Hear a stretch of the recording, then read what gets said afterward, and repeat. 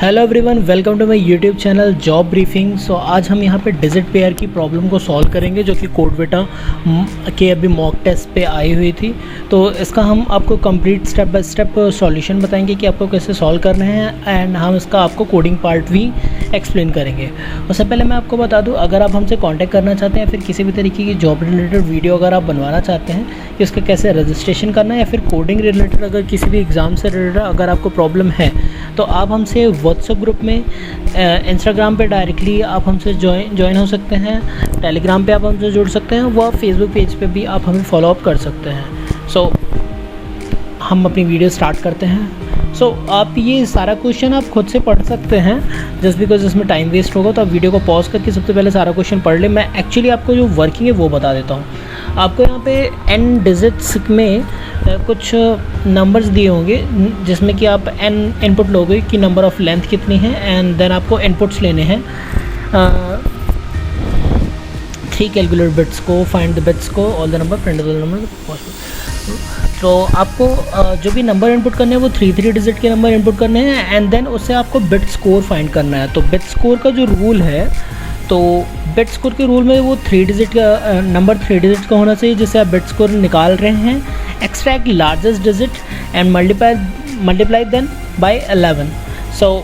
जैसे कि 1 2 3 है तो 1 2 3 डिजिट में सबसे लार्जेस्ट क्या है यहाँ पे, अगर एग्जांपल हम देखें 1 2 3, इस नंबर में लार्जेस्ट क्या है 3, तो इसका 11 से मल्टीप्लिकेशन करना है और स्मॉलेस्ट क्या है 1, तो उसको 7 से मल्टीप्लाई कर रहे हैं और दोनों को ऐड कर देना है। जैसे ही हम दोनों को ऐड करेंगे, जैसे कि अगर यहाँ पे मैं आपको एग्जांपल एक्सप्लेन कर देता हूँ, 3 × 11 + 1 × 7, then what was the result. तो ये 2 डिजिट का है। ये हमारा बिट स्कोर है। फॉर एग्जांपल के लिए अगर हम मान लेते हैं कि अगर हमारे पास यहाँ पे 3 डिजिट का बिट स्कोर आ जाता है, जस्ट बिकॉज हम मान लेते हैं कि यहाँ पे अगर 0 लिखा हुआ है या फिर 1 लिखा हुआ है, तो अब हम इससे बिट स्कोर क्या करेंगे, तो इससे इसकी जो मोस्ट सिग्निफिकेंट बिट होगी उसे हम यहाँ से हटा देंगे। जैसे कि 1 को हमने यहाँ से हटा दिया तो ये हमारी मोस्ट सिग्निफिकेंट बिट हट गई। देन 4 0 जो हमारा है वो बिट स्कोर पे स्टोर हो जाएगा। तो ये बिट स्कोर को निकालने का फॉर्मूला है। उसके बाद इसमें रूल 2 में क्या लिखा हुआ है, वीडियो को पॉज करके आप सारा क्वेश्चन सही से पढ़ सकते हैं। Rule for making pairs from calculated bit score. इसका जो रूल है, बिट स्कोर शुड बी आदर ऑड पोजीशन और इवन पोजीशन। जो भी उसमें जो कॉम्बिनेशन बनाएंगे वो आदर ऑड पोजीशन से बनेगा या फिर इवन पोजीशन से बनेगा। Pair can be only made if most significant digit are same and at most 2 pair can be made for a given significant digit. जो उसका मोस्ट सिग्निफिकेंट डिजिट अगर वो सेम है तभी उसका पेयर बनेगा, वरना उसका पेयर नहीं बनेगा। एंड वो किसी इवन या फिर ऑड पोजीशन में ही होना चाहिए। हम डायरेक्टली प्रोग्राम पे जंप करते हैं। एग्जांपल आप देख सकते हैं, जैसे कि हमने इनपुट लिया है 8 डिजिट है यहाँ पे 2 3 4, यहाँ पे सारे नंबर 3 डिजिट के हैं, आप देख सकते हैं ये 8 डिजिट। आउटपुट हमारा 3 आया है, मतलब नंबर ऑफ़ पेयर 3 बनेंगे। तो इसका एक्सप्लेनेशन आप यहाँ से पढ़ सकते हैं। इसके बाद मैं डायरेक्टली इसमें प्रोग्राम पे अभी जंप कर लेता हूँ। हम आपको यहाँ पे प्रोग्राम एक्सप्लेन कर रहे हैं। यहाँ पे मैंने टेस्ट केसेस एंटर किए हुए हैं, जैसे number of test cases t ले लेते हैं। उसके बाद फॉर लूप में हमने इनपुट ले लिया। अगर वो टेस्ट केसेस एंटर करने के लिए कहता है तो आप ये ऐड कर सकते हैं, वरना आप ये दोनों लाइन हटा के भी ये प्रोग्राम चला सकते हैं। n में हमने इंटीजर वैल्यू इनपुट की जिसमें 8 स्टोर होगा, जो आप साइड पे एग्जांपल देख रहे हैं। एंड नम्स में ये 8 सारी ये डिजिट स्टोर होंगी 3 डिजिट्स की। और एक बिट स्कोर स्ट्रिंग टाइप का हमने एक एरे लिया जिसकी साइज़ n होगी। एंड फॉर लूप में हमने चलाया है 8 टाइम्स, क्योंकि बिट स्कोर की लेंथ 8 है। एंड करंट स्कोर पे नम ऑफ आई में अगर हम इस एग्जांपल की बात करें तो 2 3 4 स्टोर है अभी। 2 3 4 से ये लार्जेस्ट नाम का फंक्शन है, लार्जेस्ट नाम के फंक्शन में 2 3 4 पास करेंगे। उस फंक्शन से एक वैल्यू रिटर्न आएगी जो 2 3 4 में लार्जेस्ट होगा, जैसे कि उसमें 4 लार्जेस्ट है, 4 × 11 हो जाएगा। एंड 7 इंटू स्मॉलेस्ट नाम का एक फंक्शन है जिसमें कि नम ऑफ आई मतलब 2 3 4 पास होगा, जिससे कि स्मॉलेस्ट नंबर रिटर्न आएगा, जैसे कि इसमें 2 रिटर्न आएगा, तो 2 इंटू 7 हो जाएगा। So if lane of current score is greater then 2, जो भी हमने बिट स्कोर कैलकुलेट किया अगर वो 2 डिजिट से ज़्यादा है, तो 2 डिजिट से ज़्यादा है तो अपन क्या करेंगे कि करंट स्कोर उसमें लिस्ट ऑफ -2 और कॉलन अगर लगा देंगे तो जो हमारा कि लास्ट की 2 डिजिट है वो स्टोर हो जाएंगी। मोस्ट सिग्निफिकेंट बिट है वो इसमें स्टोर नहीं होगी, तो करंट स्कोर नाम के वेरिएबल में वो स्टोर हो गई एंड बिट स्कोर पे हमने उसे स्टोर कर दिया, तो बिट स्कोर ऑफ आई में हमने उसे स्टोर कर दिया। तो इसी तरीके से लूप चलेगा और सारे बिट स्कोर हमारे जनरेट हो जाएंगे। सो ये लार्जेस्ट नाम का फंक्शन और स्मॉलेस्ट नाम का फंक्शन मैं आपको दिखा देता हूँ। ये रहा लार्जेस्ट में एक नंबर पास हुआ, जैसे कि 2 3 4 पास हुआ, उसे हमने स्ट्रिंग में कन्वर्ट किया एंड नाउ फिर str पे स्टोर हुआ। i = 9 ले लेते हैं, while i is greater than equal to 0, so वो नंबर रिटर्न हो जाएगा जो भी लार्जेस्ट होगा। ये सिंपल सा एक लूपिंग कंडीशन है, आप देखते ही समझ जाएंगे। एंड स्मॉलेस्ट का बस ग्रेटर देन की जगह लेस देन लगाना, 0 की जगह 9 एंड i = 0, जो भी स्मॉलेस्ट नंबर होगी वो इससे रिटर्न हो जाएगी। तो बिट स्कोर हमारा जनरेट हो चुका है। अब हमें ऑड फ्रीक्वेंसी और इवन फ्रीक्वेंसी में हमने दोनों के लिए यहाँ पे लिस्ट बना दी है 10 साइज़ की, क्योंकि जो फ्रीक्वेंसी होगी 0 to 9 के बीच पे ही होगी, इससे ज़्यादा नहीं हो सकती। So for I in range lane of bit score 8 time चलेगा ये loop. Index int of bit score I 0 and 0। तो अगर आपको एम लेना है तो आप इसे ले सकते हैं, क्योंकि वो स्ट्रिंग है और स्ट्रिंग का जो एम होता है वो आई ऑफ 0 पोजीशन से 0th इंडेक्स की वैल्यू को आप इंडेक्स पे स्टोर कर लेते हैं। जैसे कि बिट स्कोर हमारा अगर 58 है तो 5 इसमें स्टोर हो जाएगा इंडेक्स में। सो इफ़ i+1, यहाँ पे हमने i+1 लिया है क्योंकि इंडेक्स पोजीशन 1 2 3 हम प्रोग्राम के हिसाब से देखा जाए तो 1 2 3 होगा, और डिफ़ॉल्ट में देखा जाए तो ये 0 से चलता है जो लूपिंग होती है हमारी। सो i+1, तो 0 + 1 मतलब 1 mod 2 = 0।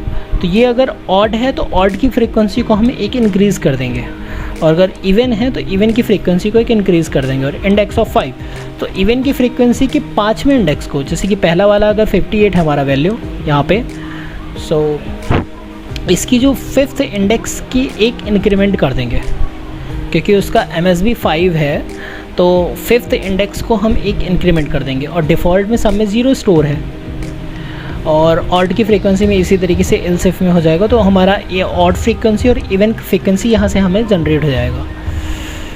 उसके बाद काउंट पेयर नाम का भी हमने एक यहाँ पे लिस्ट बनाया है जिसकी साइज़ 10 है। For I in range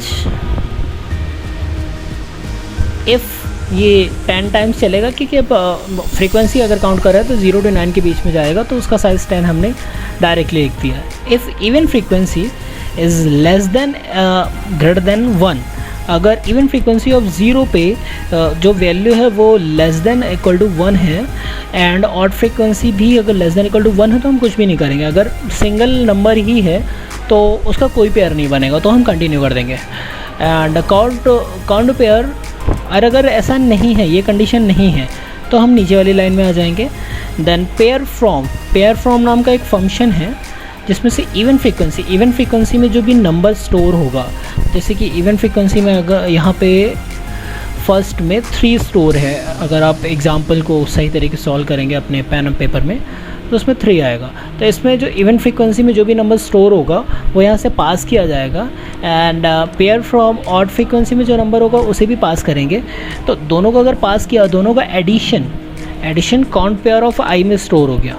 then एक चीज़ और देखनी है कि अगर हमारे पास कोई भी पेयर की वैल्यू 2 आती है तो उसका 1 पेयर बनेगा, अगर उसकी वैल्यू 3 होती है तो उसका 2 पेयर बनेगा, और अगर उसकी वैल्यू 4 होती है पेयर की वैल्यू तो भी उसका जो पेयर होगा वो 2 ही बनेगा, उससे ज़्यादा नहीं बनाएंगे। सो हमने यहाँ पे ये लिखा हुआ है line, count pair of I = minimum of 2।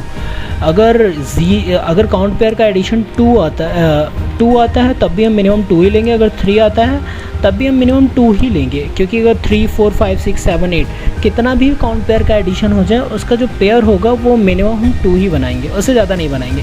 That's why हमने यहाँ पे मेन लिखा हुआ है। देन उसके बाद हमें प्रिंट सम काउंट पेयर कर देंगे, तो हमें जो नंबर ऑफ़ पेयर्स होगा जो यहाँ पे 3 प्रिंट है वो हमें शो हो जाएगा।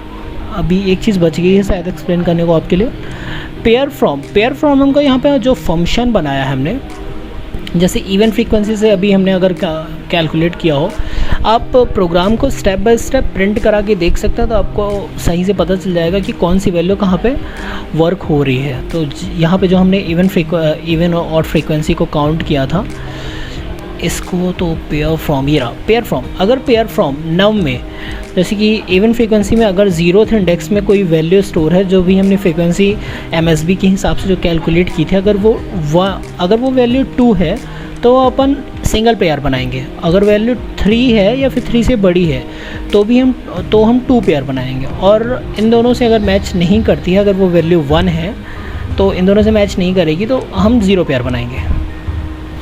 सो मान लेते हैं अगर इवन फ्रीक्वेंसी में जैसे अभी जो लूप चल रहा है इसमें रिटर्न आता है 2 एंड इसमें भी रिटर्न आता है 2, तो इनका एडिशन हो गया 4, तो काउंट पेयर में 4 स्टोर हो गया। देन इनमें से मिनिमम निकालेंगे तो 2,4 में मिनिमम क्या है 2, तो काउंट पेयर में 2 ही स्टोर होगा, काउंट पेयर में 4 स्टोर नहीं होगा क्योंकि नंबर ऑफ़ पेयर्स हम 2 निकालेंगे। देन इसके बाद हम इसे प्रिंट कर देंगे। सो मैं प्रोग्राम आपको रन करके दिखा देता हूँ अभी।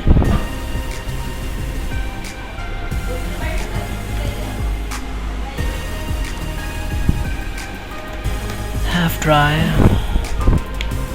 अगर आपको प्रोग्राम में किसी भी तरीके का कोई भी डाउट हो तो आप वीडियो को दोबारा से चला सकते हैं।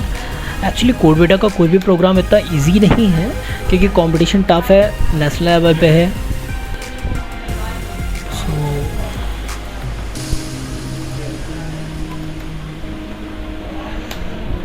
नंबर ऑफ़ टेस्ट केसेस 1 ले लेते हैं एंड इनपुट्स 8 एंड मैं स्क्रीन ऊपर कर देता हूँ जिससे आपको विजिबल हो पाए। देन यहाँ पे जो हमारा इनपुट लिखा हुआ है वही ले लेते हैं as it is 2 3 4 5 6 7 3 2 1 3 4 5 sorry comma नहीं लगा रहा हूँ मैं, स्पेस है क्योंकि एक ही लाइन पे इनपुट लेना है। 7 6 7 स्पेस लास्ट डिजिट 1 1 1। सो यहाँ पे कोई एरर आ गई है, num is not defined. So num is not defined. Sir यहाँ पे नम्स लिखा हुआ है और मैंने यहाँ पे नम लिखा हुआ है, माई फॉल्ट। सो हम इसे आगे रन करते हैं। तो इस तरीके की छोटी छोटी जो मिस्टेक है वो अक्सर हो जाती हैं, तो आप ध्यान से कोड करिएगा, कोई भी चीज़ गलत नहीं होनी चाहिए। यहाँ पे ये अभी भी एक गलत आउटपुट दे रहा है, मैं इसे चेक कर लेता हूँ एक सेकेंड। हमने test cases any number of pairs 3। So हमारा आउटपुट करेक्ट आ रहा है और ये सारे आपके जितने भी टेस्ट केसेस हैं, ये जो प्रोग्राम है सारे टेस्ट केसेस के लिए आप परफेक्टली रन हो जाएगा। अगर आप किसी और तरीके का लॉजिक लगाते हैं तो मेक श्योर कि जो सारी इसमें कंडीशंस दी हुई है वो सारी कंडीशन आपके प्रोग्राम पे हो, अगर है तो सारे टेस्ट केसेस रन हो जाएंगे। क्योंकि अभी मैंने जो कोडविटा दिया था, मैंने इसी प्रोग्राम में कोई और लॉजिक लगाया हुआ था मॉकविटा में, तो उसमें सारे टेस्ट केसेस पास तो हो गए थे, बस 1-2 चीज़ों में एरर आ रही थी। सो आई होप आपको ये प्रोग्राम समझ में आया हो। सो अगर आपको किसी भी तरीके की प्रॉब्लम आती है तो आप मुझसे व्हाट्सएप ग्रुप में जुड़ के मुझसे कांटेक्ट कर सकते हैं। So thank you so much guys for watching this video. Please do like and subscribe.